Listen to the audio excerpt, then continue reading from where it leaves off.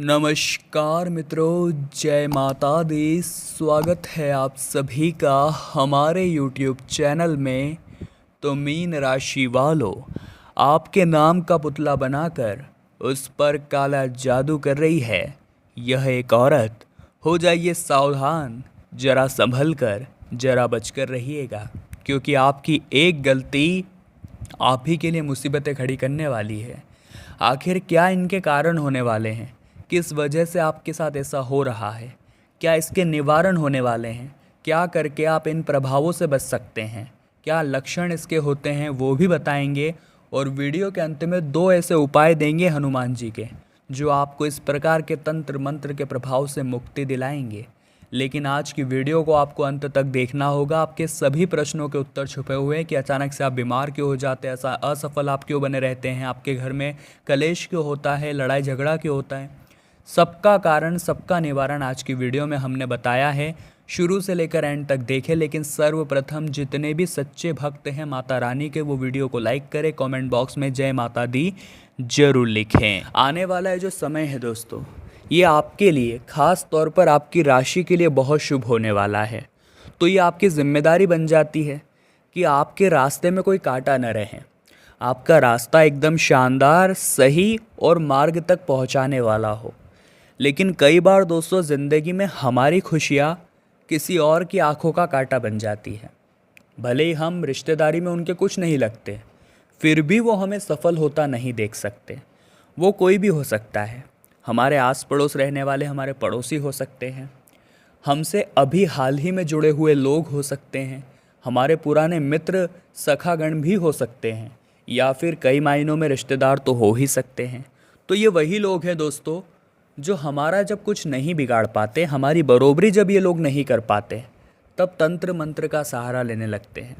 मान लीजिए ये आप इनके आसपास ही रहते हैं, तो ये किसी भी प्रकार से आपके घर में कुछ फेंक कर चले जाते हैं, आपके घर की चौखट पर कुछ रख कर चले जाते हैं। जब आप उससे उलांघते हैं तो आप इनके तंत्र मंत्र का शिकार बन जाते हैं।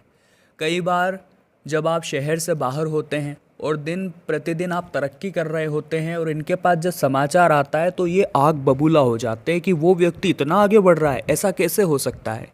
तो ये लोग क्या करते हैं, एक पुतला लेते हैं, उसको आपका नाम देते हैं, उसे पूरी तरह से आप समझकर उसी के ऊपर तंत्र मंत्र करते हैं। और उसका नतीजा क्या निकलता है, कई बार हम अचानक से बीमार पड़ जाते हैं, हमारा स्वास्थ्य अचानक से खराब हो जाता है। अब हम परेशान हो जाते हैं कि अभी तो हम सही थे, कोई दिक्कत भी नहीं थी, कुछ ऐसा खाया भी नहीं जिससे स्वास्थ्य बिगड़े, अब अचानक से कैसे स्वास्थ्य बिगड़ गया। ऐसा आपके साथ भी कई बार हुआ होगा। अब न चाहते हुए भी हमें डॉक्टर के पास जाना पड़ता है, डॉक्टर हमें गोली दवाई लिख कर देते हैं। अब एक और कारण ये हो जाता है कि गोली दवाई हम ले रहे हैं फिर भी असर नहीं हो रहा। तब हमें समझ जाना चाहिए कि ये ज़रूर किसी का कोई प्रभाव है, ये ज़रूर किसी की कोई रचना है, कोई ना कोई तो है जो हमारे ऊपर इस तरह का प्रभाव जमा रहा है। अब मान लीजिए दोस्तों, आप अपने किसी काम में बहुत मेहनत कर रहे हैं और अपनी मेहनत से आप उस काम को बहुत आगे लेकर जाए हैं। अब सफलता मात्र एक कदम दूर होगी, तभी आपका वो काम रुक जाएगा, क्योंकि दोस्तों ये लोग इसके पीछे सबसे बड़े कारण होते हैं। अब क्या किसी को अधिकार है कि वो किसी की मेहनत पर पानी फेर दें? क्या किसी को अधिकार है कि कोई किसी के सपनों को पूरा होने से रोक दे? क्या भगवान इस दुनिया में नहीं है? दोस्तों, आपके सवाल का जवाब है आपकी ही कुछ गलतियाँ। भगवान तो हमेशा से आपको संदेश देना चाह रहे हैं, भगवान तो हमेशा से आपकी मदद करने को तैयार है, भगवान तो सदैव ही आपकी रक्षा कर सकते हैं, लेकिन आपकी ही कुछ गलतियाँ आपको बर्बाद कर देती हैं। अब हम आपको आपकी कुछ गलतियाँ बताएंगे, इन गलतियों को सही करना होगा, वरना ज़िंदगी में हमेशा आप ठोकर खाएंगे, हमेशा लोगों के प्रभाव का सामना आपको करना पड़ेगा। सबसे पहली गलती है भगवत भजन नहीं करना। आजकल हम ज़्यादा ही व्यस्त हो गए हैं और इस व्यस्त भरी ज़िंदगी में हमें केवल पैसा कमाना सूझता है। हम भगवान के मंदिर जाना भूल चुके हैं, भगवान का नाम जाप लेना हम छोड़ चुके हैं। और जो इंसान भगवान से दूर हो चुका है, सामान्य सी बात है, उसके ऊपर तो तंत्र मंत्र का असर होगा ही। दूसरा दोस्तों, अपने शरीर को साफ और स्वच्छ नहीं रखना, अपने घर को साफ और स्वच्छ नहीं रखना। बहुत सारे लोग ऐसे हैं जो बहुत ज़्यादा गंदे होते हैं, सुबह नहाते नहीं हैं और शाम होते होते बहुत देर हो जाती है तो कहते हैं अगले दिन नहाएंगे, और फिर अगले दिन भी उनका यही चलता है। बहुत सारे लोग आपको आसपास मिल जाएंगे। और कई महिलाएं ऐसी होती हैं जो सुबह देरी से उठती हैं, जिन्हें कोई मतलब नहीं है घर में झाड़ू हो रही है, पोछा हो रहा है, घर में मकड़ी के जाले हर जगह हो रहे हैं, उन्हें कोई मतलब नहीं है। अब क्या हुआ, एक तो आपका शरीर अपवित्र हो गया, दूसरा आपका घर अस्वच्छ हो गया, तीसरा उस व्यक्ति की योजना सार्थक हो गई जो आपके ऊपर काला जादू कर रहा था। क्योंकि नकारात्मक शक्तियाँ ऐसी जगह ही तो आती है, नकारात्मक शक्तियाँ ऐसे शरीर को ही तो अपना मुख्य आधार बनाती है, नकारात्मक शक्तियाँ ऐसे ही तो घरों में प्रवेश करती है। तो कहीं आप तो ये गलती नहीं कर रहे, ज़रा खुद से सवाल करिएगा।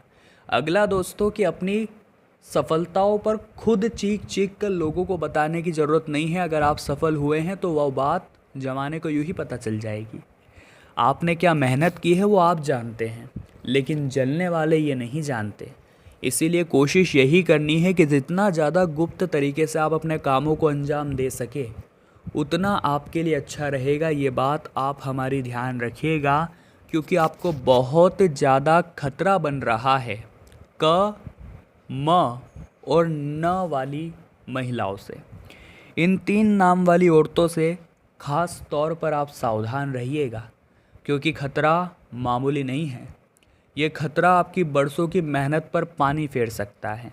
क्या उपाय करने हैं वो वीडियो के एंड में हम बताएंगे। हम आपको आपकी गलतियां बता चुके हैं। देखिए दोस्तों, शास्त्रों में इस प्रकार के ब्लैक मैजिक को, काले जादू को उल्टे कर्म बताया गया है।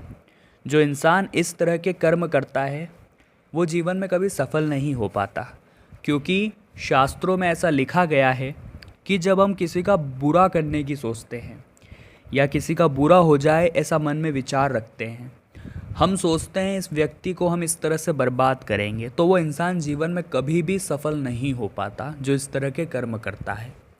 क्योंकि अगर किसी के प्रति द्वेष भावना आपके मन में है तो आप, स्वाभाविक सी बात है, जीवन में कभी कुछ नहीं कर पाएंगे।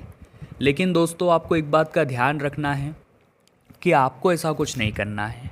आपको भगवत भक्ति में संलग्न रहना है। रोज़ाना 1 लोटा जल जो है वो घर से ले जाना है और शिवलिंग पर ज़रूर चढ़ाना है।